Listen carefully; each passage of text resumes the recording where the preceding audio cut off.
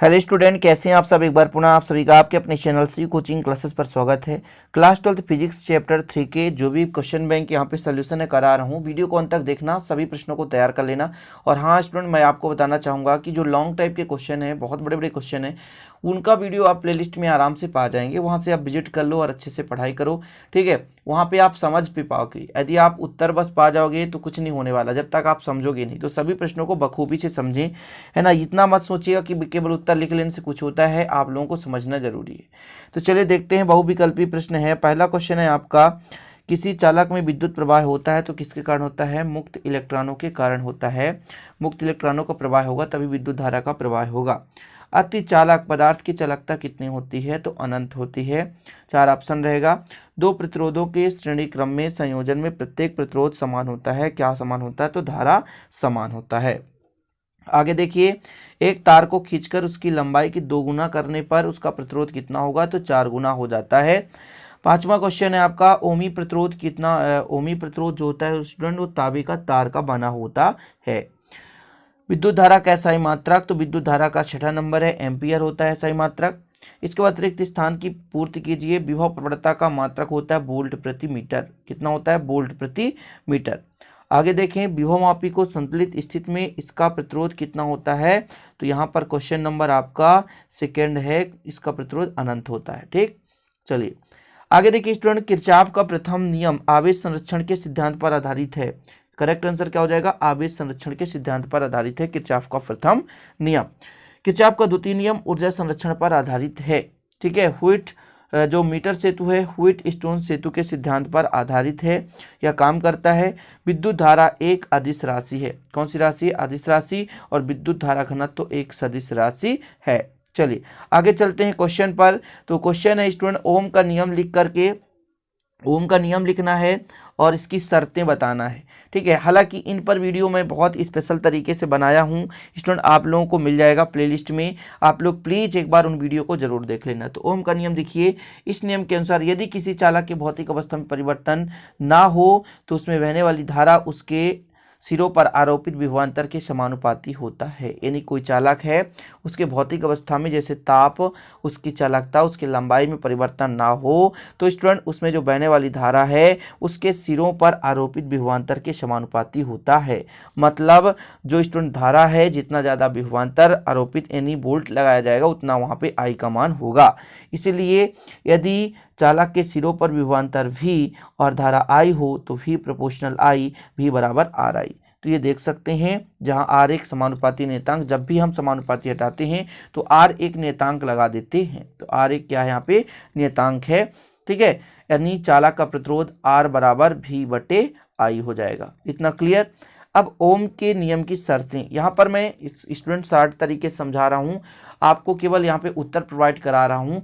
आप लोग प्लीज, मैं बार बार कहता हूँ कि एक बार जा करके अच्छे से देख लेना। और यदि स्टूडेंट इन सभी प्रश्नों के उत्तर आपको नोट्स यदि आपके पास नहीं है, जिस नोट्स से आप पूरा विधिवत तैयारी कर सकते हैं, तो 968529 पर कॉन्टेक्ट करके नोट्स भी ले सकते हैं।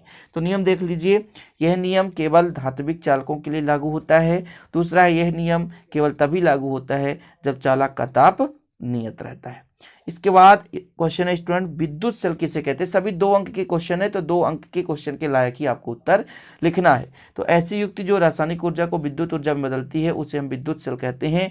यह 2 प्रकार का होता है, एक प्राथमिक सेल और एक द्वितीयक सेल। प्राथमिक सेल में क्या होता है स्टूडेंट, कि वे सेल जिनमें रासायनिक अभिक्रियाएं अनुत्क्रमणीय होता है, प्राथमिक सेल कहलाते हैं। इन्हें पुनः आवेशित नहीं किया जा सकता। जैसे घड़ी का सेल उपयोग करने के बाद उसे हम फेंक देते हैं, उसे हम आवेशित नहीं कर सकते। केवल अनुत्क्रमणीय अपक्रिया, अनुत्क्रमणीय अपक्रिया मतलब एक बार बदल गया सो बदल गया, पुनः उसी अवस्था में नहीं बदल सकते। एग्जाम्पल के तौर पर डेनियल सेल, लेक्लांसी सेल, ये प्राथमिक सेल के उदाहरण हैं। द्वितीयक सेल में स्टूडेंट क्या होता है कि वे सेल होते हैं जिनमें रासायनिक अपक्रिया उत्क्रमणीय होता है, अर्थात पुनः आवेशित कर सकते हैं। मतलब एक बार वो उत्पाद बनाए, पुनः उत्पाद को हमें विकारक के रूप में ट्रांसफर कर सकते हैं स्टूडेंट, वो कहलाता है आपका द्वितीयक सेल। नीफे सेल और सीसा संचायक सेल। आप लोग समझने की कोशिश करें पूरा विधिवत। चलिए अगला क्वेश्चन है आपके लिए, ओमी प्रतिरोध किसे कहते हैं? ओमी प्रतिरोध, तो देखिए जो चालक ओम के नियम का पालन करते हैं उसे ओमी चालक कहते हैं और ओमी चालकों के प्रतिरोध को ही ओमी प्रतिरोध कहते हैं। अब ये 2 नंबर क्वेश्चन पूछा जाएगा कि ओमी प्रतिरोध और अनोमी प्रतिरोध से आप क्या समझते हैं। तो स्टूडेंट इसका एग्जाम्पल है जैसे तांबा, चांदी, एल्युमिनियम, मिश्र धातु, मैंगनीज, कांस्टेंट, ये आपको लिखना है बस। ठीक है, मुख्य रूप से आपको परिभाषा और इसका जो भी स्टूडेंट क्या लिख लेना है, अनोमी प्रतिरोध की परिभाषा और एग्जाम्पल, 2 चीज यहाँ पे तैयार करना है। 2 नंबर का मतलब दोनों की परिभाषा और एग्जाम्पल लिख लेना है। अनोमी प्रतिरोध, जो चालक ओम के नियम का पालन नहीं करते उन्हें अनोमी चालक कहते हैं। अनोमी की चालकों का प्रतिरोध को अनओमी प्रतिरोध कहते हैं, जैसे निर्वात ट्यूब है, अर्धचालक, ट्रांजिस्टर, द्रव अपघट्ट, थर्मिस्टर आदि, ये प्रतिरोध अनोमी प्रतिरोध कहलाते हैं। तो ध्यान दीजिएगा, ओमी प्रतिरोध पूछेगा, अनोमी प्रतिरोध पूछेगा स्टूडेंट, तो ध्यान दीजिएगा जो भी है तो परिभाषा लिखना है और एग्जाम्पल आपको कर देना है। आगे क्वेश्चन है आपका, विभव मापी वोल्ट मीटर से किस प्रकार से श्रेष्ठ होता है? तो देख सकते हैं यहाँ पर थोड़ा सा लेंदी क्वेश्चन है, लेकिन आप लोग समझेंगे। वोल्ट मीटर की सहायता से विद्युत परिपथ के किन्हीं 2 बिंदुओं के बीच विभवांतर मापते समय कुछ विद्युत धारा वोल्ट मीटर में से होकर बहती है, अतः वोल्ट मीटर से मापा गया विभवांतर वास्तविक विभवांतर से कुछ कम होता है। किंतु विभव मापी की सहायता से किन्हीं 2 बिंदुओं के बीच विभवांतर मापते समय संतुलित की स्थिति में उनके द्वारा तनिक भी विद्युत धारा नहीं ली जाती, अतः विभव मापी द्वारा विद्युत वाहक बल या विभवांतर का सही मान प्राप्त होता है। कुल मिलाकर के स्टूडेंट जब भी हम वोल्ट मीटर द्वारा किसी भी हम विभव को मापते हैं तो उसमें से जो कुछ मान है वो वोल्ट मीटर में चला जाता है, जिससे कुछ न कुछ धारा के मान में कमी हो जाती है। लेकिन वहीं पे प्यारे भाइयों जब हम विभव मापी की सहायता से मापते हैं तो संपूर्ण धारा पूर्ण रूप से स्टूडेंट कुछ किसी भी प्रकार से क्षति नहीं होता, विभव मापी में से होकर नहीं जाता। इस कारण से वोल्ट मीटर से ज़्यादा विभव मापी श्रेष्ठ होता है। और कुछ यहाँ पे हैं, आप लोग देख सकते हैं, स्क्रीनशॉट ले सकते हैं। ठीक है, चलिए एक और क्वेश्चन है, जब किसी वाहन के इंजन को चालू करते हैं तो एक क्षण के लिए उसका हेडलाइट की रोशनी बंद हो जाती है, क्यों? हेडलाइट की रोशनी क्यों बंद हो जाती है स्टूडेंट? तो जब किसी वाहन के इंजन को चालू करते हैं तो क्या होता है, ये आपका होता है V बराबर E माइनस IR। ई जहाँ क्या है, विद्युत वाहक बल है, टोटल विभवांतर। तो जब किसी वाहन के इंजन को चालू करते हैं तो बैटरी द्वारा अति प्रबल धारा ली जाती है, जिससे बैटरी का विभवांतर एक क्षण के लिए घट जाता है और हेडलाइट की रोशनी क्या हो जाती है, बंद हो जाती है। कुल मिलाकर जब भी हम स्टार्टर से स्टार्ट करते हैं तो कुछ मात्रा जो धारा वो बैटरी थोड़ा कहीं ना कहीं खपत कर देता है, इस कारण से बाहर का लाइट क्या हो जाता है, थोड़ा सा बंद हो जाता है। तो ये हो गए 2 अंक के सभी प्रश्न।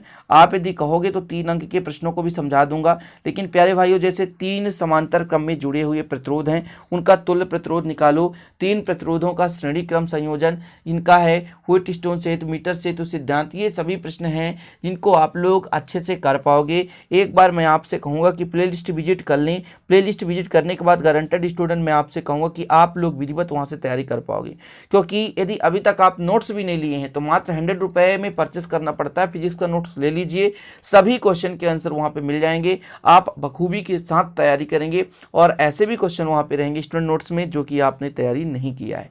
तो ये ऑब्जेक्टिव मेरा मेन मकसद है कि ऑब्जेक्टिव 2 अंक के क्वेश्चन बच्चे जो नहीं ढूंढ पाते हैं उनको यहाँ से क्वेश्चन प्रोवाइड करा रहा हूँ, तो आप लोग प्लीज़ अच्छे से तैयार करें। और ये छोटा सा वीडियो पसंद आए तो प्लीज़ लाइक भी कर दें और दोस्तों के साथ शेयर करें। आप लोगों का शेयर कमेंट ही हमारे लिए काफ़ी हेल्पफुल होता है और आप चाहेंगे तो आगे भी ऐसे क्वेश्चन लाता रहूँगा। चलिए स्टूडेंट, मिलते हैं अगले वीडियो में। जय हिंद, वंदे मातरम।